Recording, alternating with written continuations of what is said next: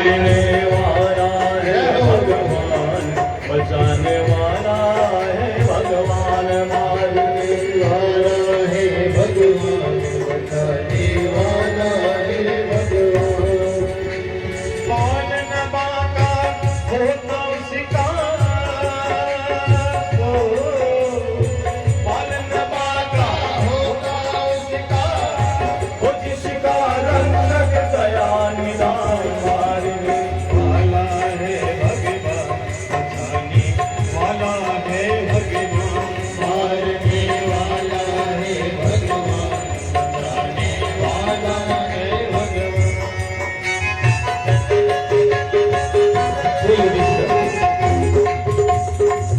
परमात्मा जिक्र रक्षक हुए फिर कोई बाल भी बांको नहीं कर सके और समय जब विपरीत आ जाए भी समय रामायण चाहिए कि तय जतन कर ले कोई बच नहीं सके। ये बात है अपने आप में करता मत मानो, कर्म करके भी मैं करियो आ बात जो मन में जाने हैं वो वास्तव रामायण प्रकृति रहे गुणा रामायण बंधुओं रहे। छोड़ दो रे भाई फल की आशा, बिना प्रीत जो हो, छोड़ दो रे भाई फल की आशा, स्वार्थ बिना प्रीत जोड़ो, हो कल क्या होगा इसकी चिंता, जगत पिता पर छोड़ो, ओ कल क्या होगा इसकी चिंता, जगत पिता पर छोड़ो। क्या होती है क्या नहीं होती है, क्या होती है क्या नहीं होती,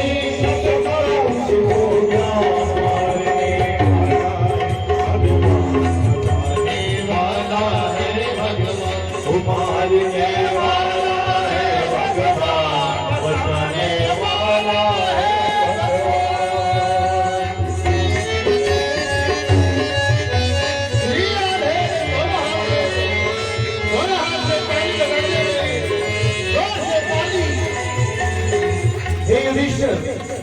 इस संसार रामायण भी परमात्मा की इच्छा के बिना एक पत्तो भी नहीं मिल सके और तू कहीं समझ करके अपने आप में करता माने और अपने आप में अपराधी समझे कि मैं 11 अक्षोणी सेना रो नाश करवा दियो। और जल थल अगन आकाश पवन पर केवल उसकी सत्ता, जल थल अगन आकाश पवन पर केवल उसकी सत्ता, प्रभु इच्छा के बिना यहाँ पर हिल न सके एक पत्ता, प्रभु इच्छा के बिना यहाँ पर हिल न सके कोई पत्ता, ओ हिल न सके एक पत्ता, उसी का सोचा होता जग में, उसी का सोचा होता जग में, उसकी देखो शक्तिमान, मारने वाला है भगवान, जय हो वाला है भगवान, मारने वाला है भगवान, बचाने वाला है भगवान। मारने वाला होता उसका,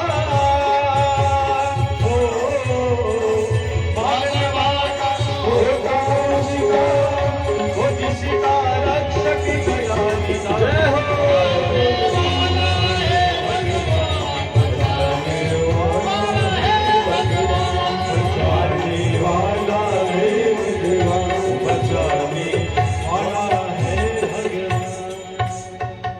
ये बात है युधिष्ठिर, जो कुछ भी हो रहा है ये परमात्मा की इच्छा से हो रहा है। ये बात ने मन में बैठा दो और हस्तिनापुर राज सिंहासन पर विराजमान होकर के धर्म पूर्वक प्रजा रो पालन करो। युधिष्ठिर महाराज और भी आपने मन री शंकायां हैं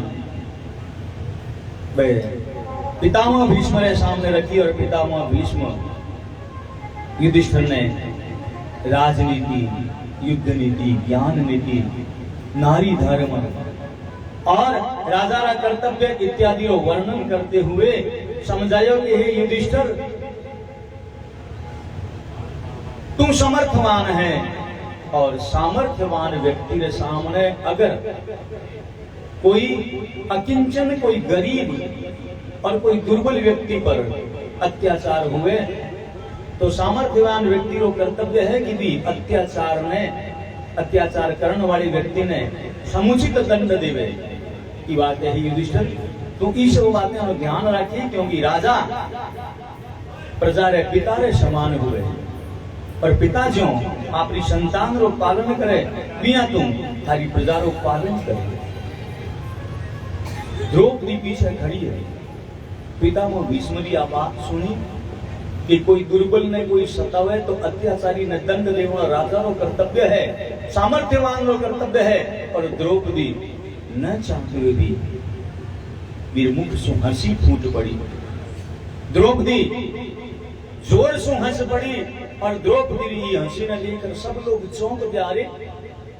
पितामह कोई चुटकुलो तो सुनायो कौन कि द्रौपदी हंस पड़ी। पितामह भीष्म भी अपनी नजर द्रौपदी की तरफ घुमाई और द्रौपदी ने अब अपनी गलती महसूस हुई। द्रौपदी चुप होगी, धरती खानी देखने लगी, लेकिन पितामह भीष्म के हो पुत्री द्रौपदी, अच्छे कुल की स्त्रियां बिना कारण हंसे, थारी हंसी रो कई कारण है बेटा, निशंक होकर के मैंने बता। पहली तो द्रौपदी बहाना बनाया नहीं, पितामह ऐसी कोई बात को नहीं, लेकिन जब पितामह जोर देकर के पूछो जन द्रौपदी क्यों लगी है पितामह, आज आप मुख सु ज्ञान की बातें सुन करके मने मारो मोदी ने याद आ रही। जब कौरवानी सभा ने जब आप भी सभा में विराजित था, द्रोणाचार्य भी विराजित था, राजा धृतराष्ट्र चलो आंखें सु आंधो हो, लेकिन महाराज आप चाहता तो मारो जी को अपमान भी सभा मायन हो भी ने रोक सकता था, लेकिन फिर भी आप एक शब्द भी मारे पक्ष मायने बोलिया, नीची गर्दन करके बैठ गया। एक पितामह नीति की बात और ज्ञान भी समय कठे गायब हो गया। खाली कुल वधु भी सभारे मायने अपमानित हो रही थी। दुष्ट दुशासन मन निर्वस्त्र करने का प्रयास कर रहे हो पितामह,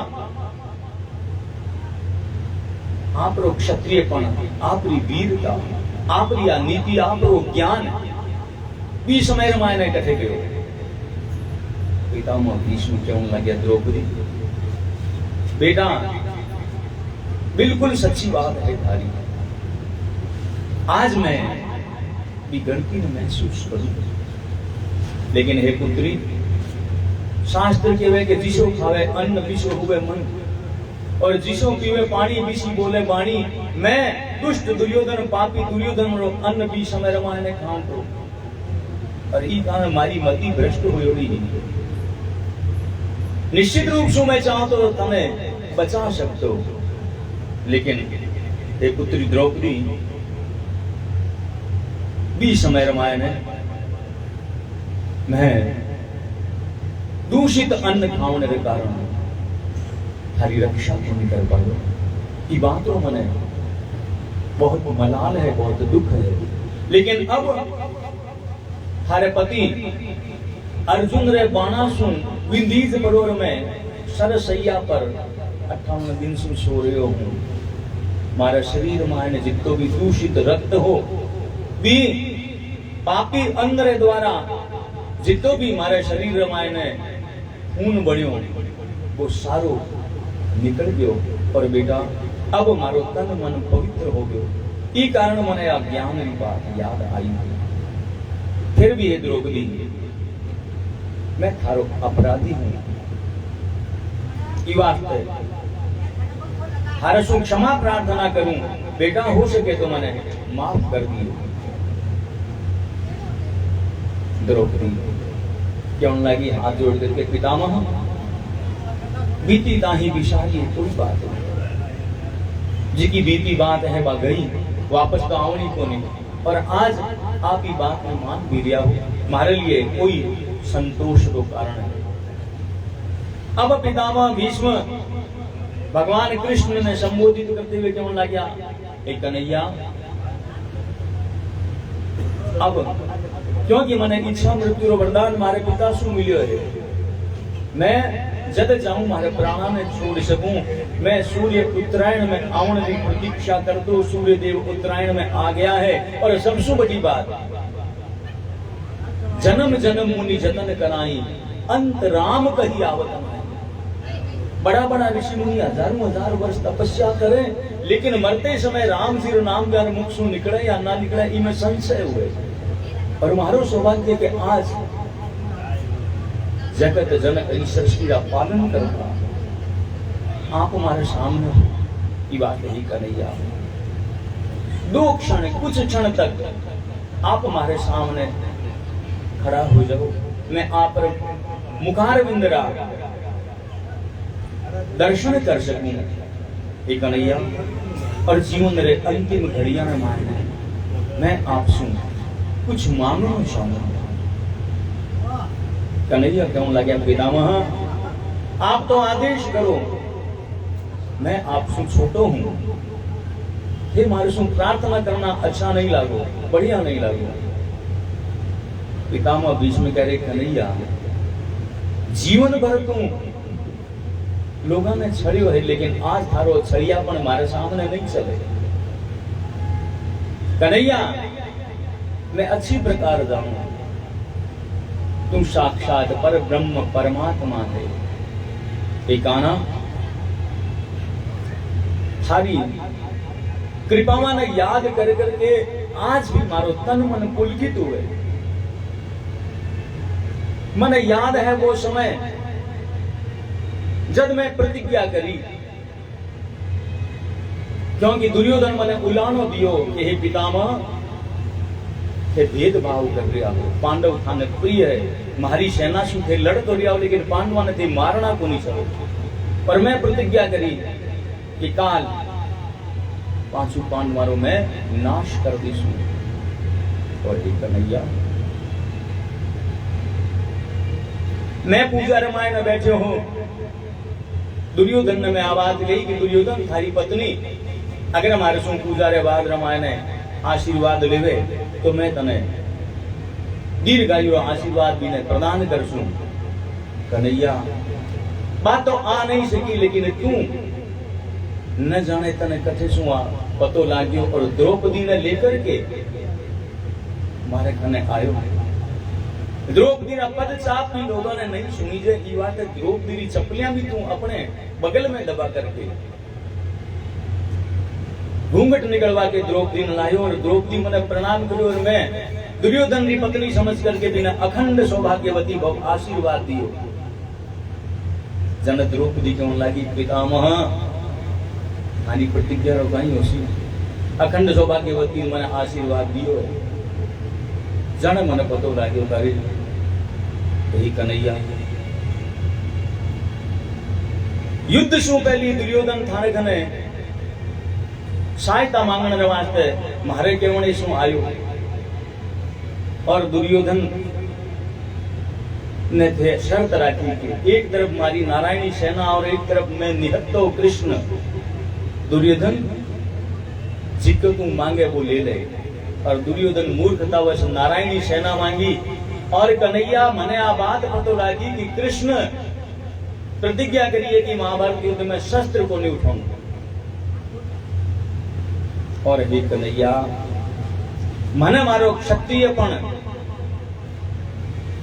याद आयो और मैं प्रतिज्ञा कर ली हाथ उठा करके कि यदि रणभूमि में कृष्ण ने शस्त्र नहीं उठवाऊं तो मैं गंगा रो पुत्र नहीं।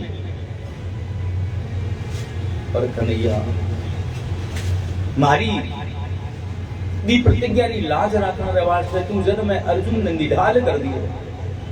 अर्जुन ने रथ नो पहियो मैं मारे बाणा सु काट दियो। अर्जुन मारे हाथ सु मरण वालो हो, पर तू नीचे कूद करके वो रथ रो पहियो लेकर के मारे तरफ दौड़ियो, क्योंकि हारो तो विरोधी हुई है। अपना मान टले टल जाए, भक्त का मान ना टलते देखो। तो हे कृष्ण, अब और अधिक मन छलने रो प्रयास मत करो, मैं जिको मांगू वो मन दो। भगवान क्यों लाग्या पितामह मांगू कहीं मांग रहा हो? तो पितामह भीष्म क्यों लाग्या हे कन्हैया, मारी एक पुत्री है, बीरो विवाह मैं थारा साथे करनो छू। पांचों पांडव ई गूढ़ बात ने समझ को नहीं पाया, आश्चर्यचकित हो गया। रे पितामह तो अखंड बाल ब्रह्मचारी, फिर बेटी कथे शू आई? पितामह भीष्म कौन लाग्या युधिष्ठिर, अर्जुन, भीमसेन चकित मत हो, मारी बुद्धि रूपी पुत्री बा अभी तक कुंवारी है, अर्थात मैं मारे बल रे माए ने हमेशा गर्भी जोड़ो रहो। ई कारण भगवान तक ने चैलेंज कर दियो कि शस्त्र उठवा दे, लेकिन आज बाबूजी मैं कृष्ण चरणा रे माए अर्पण करनी चाहूं। हे कन्हैया, आप मारी ये बुद्धि रूपी पुत्री ने स्वीकार करो, और 2 क्षण जब तक मैं प्राण नहीं छोड़ दूं, हमारे सामने आप खड़ा रहो, ताकि मैं हमारा प्राण त्याग करते समय आपकी सुंदर छवि ने हृदय में धारण कर सकूं। और पितामह भीष्म प्रार्थना कर रहा है, इतना तो करे ना स्वामी,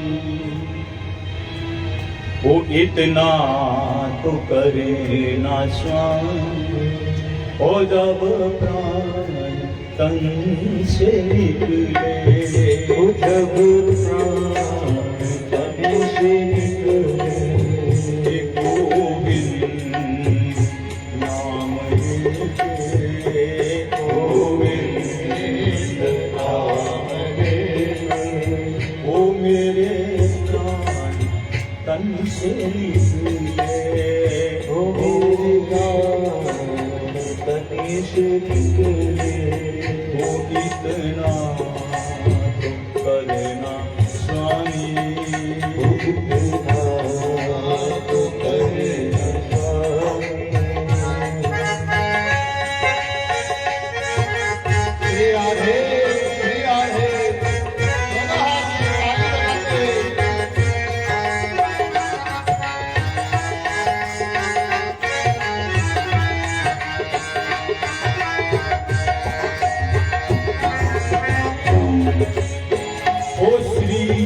गंगा जी का तट हो, यमुना यवंशीवत हो, श्री गंगा जी का तट हो, यमुना यवंशीवत हो, मेरा सांवरा निकट हो, मेरा सांवरा निकट हो, जब प्राण तन से निकले, सांवरा निकट हो, जब प्राण तन से निकले, इतना तो करना स्वामी, इतना तो करना स्वामी, तन से निकले, इतना तो करना स्वामी, जब प्राण तन से निकले, इतना तो करना स्वामी, जब प्राण तन से निकले, ओ गोविंद नाम लेके, ओ गोविंद नाम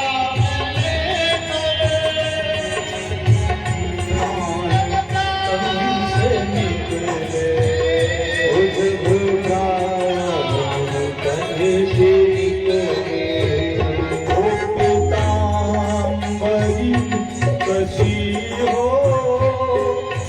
होठों पे कुछ हंसी हो पीता मरी कसी हो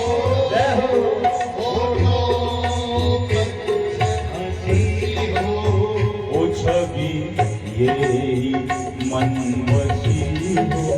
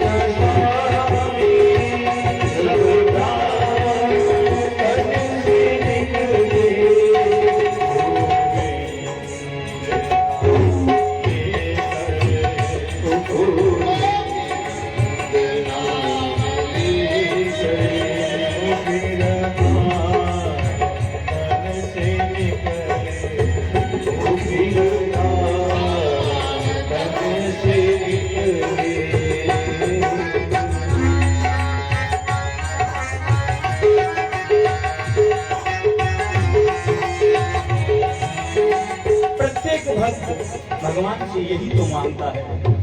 ओ जब कंठ प्राण पाले कोई रोग ना सतावे जब कंठ प्राण पाले कोई रोग ना सतावे ओ यम दर्श ना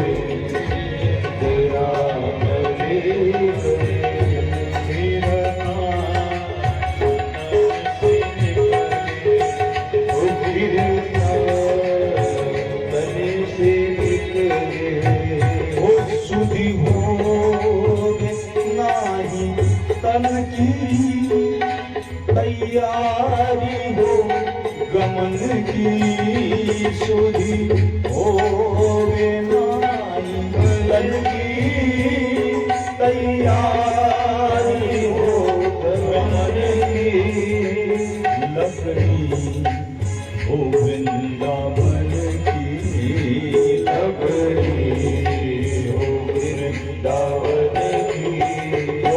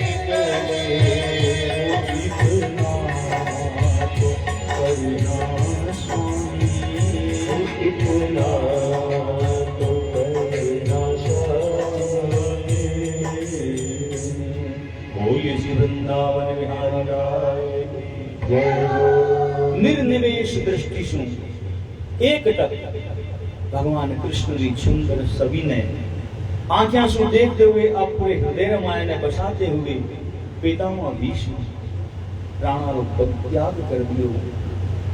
देवलोक रामायण ने दुंदुभी नगाड़ा इत्यादि बाजने लग गया, क्योंकि इस प्रकार की मृत्यु बड़े सौभाग्य से मिले। श्रीमद् भागवत महापुराण वास्तव रामायण ने मरणों सिखाने की कला है, मृत्यु ने मंगलमय बनाने की कला है। राम कथा जीवन ने किया जियो जावे आ बात सिखाओ, और श्रीमद् भागवत महापुराण जीवन ने सांगोपांग जीवित हुए मृत्यु ने मंगलमय किया बढ़ाई जा सके आ बात सिखाओ। हालांकि आ बात कम लोगों ने पचे मृत्यु की बात करते ही लोग मुख पर आंगली करना था, महाराज का ही बात करो, मरने की बात करो। लेकिन भाई इस संसार रामायण अगर कोई अटल सत्य है, कोई ध्रुव सत्य है तो एकमात्र मृत्यु है। आदमी जलमिया रे बाद रामायण है नौकरी लागसी या ना लागसी कोई पतो नहीं, विद्वान बनसी या मूर्ख रसी कोई पतो को नहीं, विवाह होसी या ना होसी कोई पतो को नहीं, टाबर होसी या ना होसी कोई पतो को नहीं, लेकिन मरसी जरूर है। तो जिको एकमात्र अटल सत्य है बिन झुठलाने की कोशिश भले ही कर लो, लेकिन वो झूठ अपने बहाने सुन सत्य में परिवर्तन हो नहीं सके। मृत्यु एक दिन आवनी है, निश्चित रूप से आसी। जन्म दे आदमी लिखने मृत्यु रो टिकट तो आ जाए, लेकिन फर्क कोई है कि टिकट रामायण तारीख लिखी होगी कौन, और तारीख नहीं लिखी होगी होने के कारण मनुष्य गरीबीज तो फिरे या विचार करे। सामान्य 100 वर्षों का है पर पल की खबर नहीं। 1 इंच भूमि टुकड़े वास्ते माथा फोड़ ले, भाया भाया में राड़ हो जैसी, धन संपत्ति बंटवारे वास्ते आपस में लड़सी मरसी कट जासी, लेकिन जब प्राण निकल गए बा भूमि बा धन संपत्ति रुपयो पैसो सब अठरा जावे। वास्ते भाई भागवत कथा रामायण आप लोग बैठे हो तो भागवत कोई संदेश दे कि मृत्यु ने मंगलमय बनाने को प्रयास करना चाहिए। स्वामी राम सुखदास जी महाराज आ बात क्यों था कि बाकी कुछ याद रखो या मत रखो, एक बात याद रखो कि एक दिन मरना है, पर भी मृत्यु ने मंगलमय बनाने वास्ते हर थोड़ी थोड़ी देर में कहते रहो हे नाथ हे मेरे नाथ मैं आपको भूलूं नहीं। शुरुआत में तो स्वामी जी कहना था कि आप बात हमें अजीब लागी, लेकिन अभ्यास करते करते अब बात थाने हिये सु निकलने लागी, बिना चाहते हुए भी थाने मुख सु निकल जासी हे मेरे नाथ मैं आपको भूलूं नहीं। क्योंकि संसार रामायण है कि मनुष्य जीवन रो परम लक्ष्य जो है वो भी पर ब्रह्म परमात्मा ने प्राप्त करना है। संसार में जो कुछ भी मिले वो संसार में ही रह जाओ। अगर सागे चाले तो एकमात्र भगवान रो नाम भगवान री भक्ति कमाओ है तो राम जी रो नाम कमाओ। रुपयों पैसों धन माया शरीर निर्वाह हो जाए ये तो बहुत है। एक सेठ जी बहुत रुपयों पैसों हो 10 पीढ़ी खावे तो खत्म नहीं हुए, तो सेठ जी रटे एक दिन कोई संत आया और सेठ जी संतानों खूब स्वागत करियो भोजन इत्यादि करायो। संत पूछने लग गया सेठा कहीं हालचाल है वो क्या महाराज आपकी कृपा से सब ठीक है,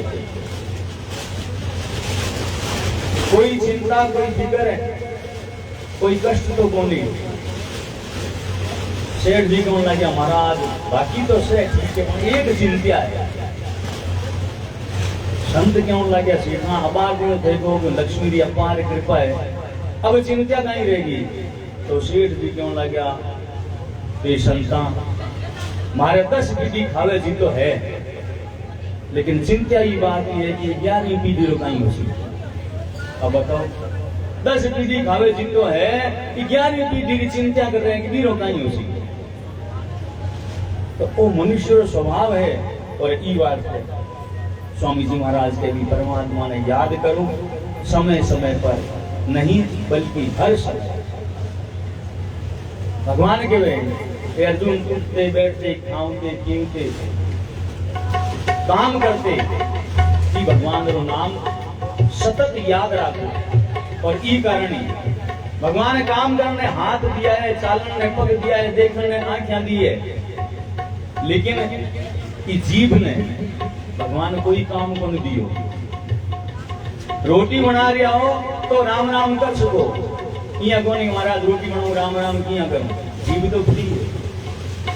रास्ते में चाल रहे हो, यात्रा में हो, राम राम तो कर ही सको, पगरो काम है चालनो तो ई वास्ते हर समय परमात्मा ने याद करनो, मृत्यु ने मंगल बनाना चाहिए।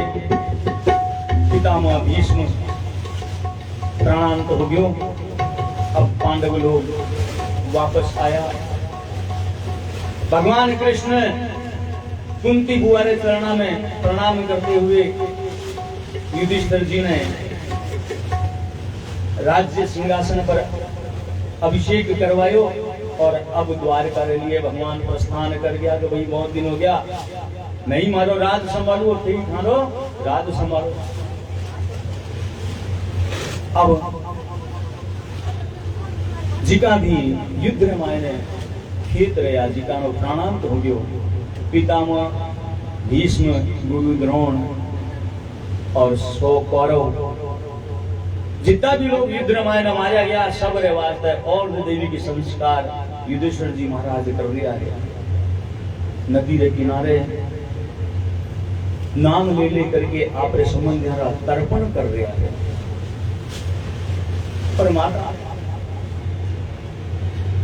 माता कुंती खड़ी है, देख रही है युधिष्ठिर सब संबंधियों नाम ले लेकर के तर्पण करे। आज कुंती माता का हृदय बहुत दुखी है।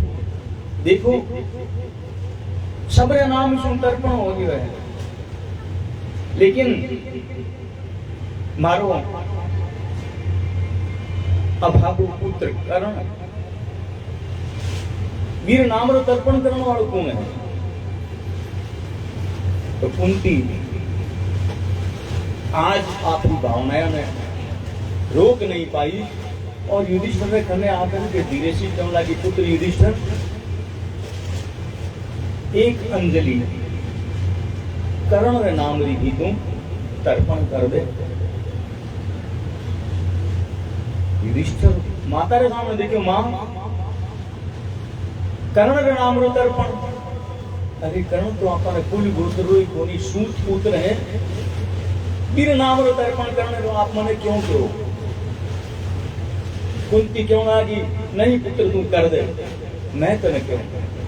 लेकिन युधिष्ठिर भी हट पर अड़ गया कि नहीं माता बताओ बात कहीं है। हमारी माँ बिना उद्देश्य कोई बात करे, बिना कारण कोई बात करे। जाने कुंती युधिष्ठिर ने सारी बात बताई, किस प्रकार सुकर्ण तुम्हारे पढ़े में सूर्य भगवान री वरदान से उत्पन्न होयो और लोग लज्जारे डर सु किस प्रकार कुंती भी कर्ण ने बक्से में बंद करके नदी में बहा दियो। सारथी सूत कर्म करने वाला अधिरथ और राधा पति पत्नी दोनों संतान ही कोनी और कर्ण नो पालन पोषण करियो। हे पुत्र ई कारण में कहूं कि कर्ण थारो बड़ो भाई हो। युधिष्ठिर की बात ने सुनी, युधिष्ठिर झार झार रोण लाग्यो, कर्ण के प्रति जलांजलि दी और गिरवार में कहने लगे, माता बहुत बड़ी बात आप हमारे सुख छुपा ले। हे मां, अगर आप बात मैंने पहली बता दे होता तो महाभारत युद्ध को नहीं होता। मैं आज समझ रहा होता कि मारो एक भाई तो राजा है, क्योंकि कर्ण ने अंग तीसरो राजा दुर्योधन बनायो हो, जिके समय रामायण द्रौपदी रो स्वयंवर होनो हो, सब राजकुमार आयोड़ा हा। और ज्यों ही कर्ण की लक्ष्य वेद रे वास्ते उठ्यो जने द्रौपदी बोल पड़ी, नाहम वरामी सूत पुत्रो, मैं सूत पुत्र रे साथे ब्याह करणो को नहीं चाहूं। पर कर्ण विचारो अपमानित महसूस करते हुए आपरे स्थान पर गर्दन झुका कर बैठ गयो। और 20 समय माने दुर्योधन कर्ण ने तत्काल अंग तीसरो राजा घोषित करो। तो इमाम, अगर आप बात पहली बता देती तो मैं युद्ध करता था, वन में चले जाऊंगा, मैं मान लेता कि मारो सबसे बड़ो भाई तो राजा है। पर मां, समय बीत गयो, बीती बात वापस आवे कौन। लेकिन दोबारा कभी ऐसी घटना नहीं हुआ कि बात है युधिष्ठिर जी महाराज अंजलि में जल लियो और कुंती माता ने कहने लगे, हे मां, मैं स्त्री जाति ने वो श्राप दूं कि आज रे बाद कोई भी बात माताएं रे पेट में मायने बचे नहीं, क्योंकि इतनी बड़ी बात अगर माताएं छुपा ले तो अनूप हो जैसी फिर कोई युधिष्ठिर आप रे भाई के वास्ते रोए नहीं। पर ई कारण माताएं मन में बात बचा को नहीं करे और युधिष्ठिर जी रो श्राप है। क्योंकि कई बार का समय चल रहा है बात के भाई अगर कोई चीज रिपब्लिसिटी करनी है, विज्ञापन करना है, तो कोई एक लुगाई ने कह दो, अब इन्हें कह दो देख भाई तन नहीं बताऊं और कि नहीं ना के, और बा आगे जा के देख तन नहीं बताऊं और कि नहीं ना के, करते करते पूरी नगरी में फैल जाओ। तो ये माने आप रो दोष नहीं है, यीशु बुरो ना माने और युधिष्ठिर जी रो श्राप है। तर्पण इत्यादि हो गया, युधिष्ठिर और राज सिंहासन पर अभिषेक हो चुके है, भगवान कृष्ण द्वारिका गया पड़ा है। और अब वहां घड़ी आई है जब पांडवा रे कुल रे माए ने उत्तरा रे गर्भ सु अभिमन्यु रो बेटो राजा परीक्षित रो जन्म हो गयो। जो ही परीक्षित रो जन्म होयो, हस्तिनापुर माए नगाड़ा दुंदुबिया ढोल इत्यादि बाजना लग्या, चारों तरफ लोग बधाई हो बधाई हो बधाई हो। आर्य युधिष्ठिर जी रे सामने और युधिष्ठिर जी महाराज याचक ने मुंह मांगी दान दक्षिणा दे दिया है। ब्राह्मण ने बुलाया हुए हो और पुत्र रो नामकरण संस्कार की बात समय आया हुई। परीक्षित जल में और जलम के चारों तरफ देख रहा है, मानो वे याद कर रहा है कि गर्भ रामाय ने जिको मारी रक्षा करी है, जिको सुदर्शनधारी चतुर्भुज मारी रक्षा करी वह कछे। और ई कारण ब्यानो एक नाम पढ़ियो परीक्षित, अर्थात वह परीक्षा कर रहे, चारों तरफ देख रहा है कि वो शख्स कटे, क्योंकि वह तो द्वारका चला गया। और नामकरण संस्कार के पश्चात परीक्षित जी धीरे धीरे बाल्यावस्था रामायण में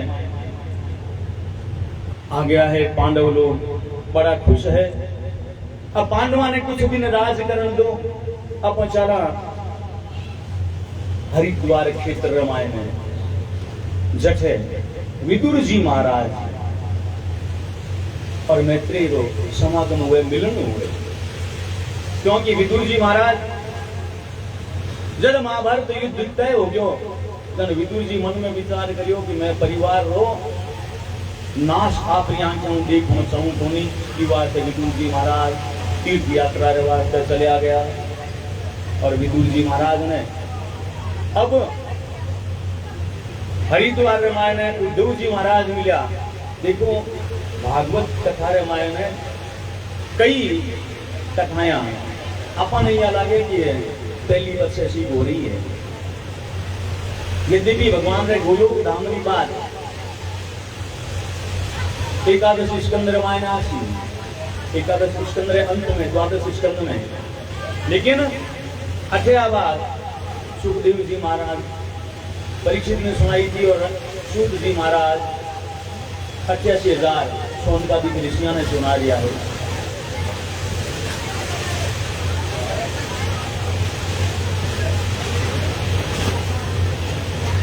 तो विदुर जी महाराज ने जब पतो लाग्यो कि महाभारत युद्ध खत्म हो गयो, पांडव राज्याभिषिक्त हो गया है, तो विदुर जी महाराज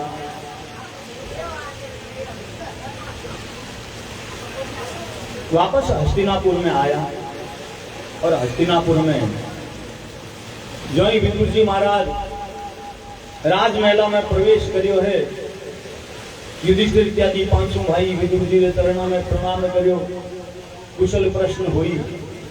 विदुर जी महाराज पूछो हे युधिष्ठिर, धृतराष्ट्र और गांधारी का कई हाल चाल है, यानी 100 पुत्रों रो वध युद्ध क्षेत्र में हो गयो, वे अब कुशल सूतो है। तो युधिष्ठिर जी कहने लगे महाराज भगवान की कृपा से चाचा चाची दोनों स्वस्थ है। और एक तो सुनियो तो विदुर जी महाराज भैया आगे आ जाए, थोड़ा थोड़ा आगे आ जाए, बरसात नहीं लगेगी, ऊपर तिरपाल लगा रखा है, आप आगे आ जाए, सोई थोड़ा थोड़ा। और एक बार गीता हटाओ तो हटा दो बोली गीता, पर दरी माथी बैठ दो, हाँ खड़ा हो दो बोली, एक बार दरी पर बैठ दो आराम हो, ठाकुर जी नाम लो कीर्तन करते हुए इधर उधर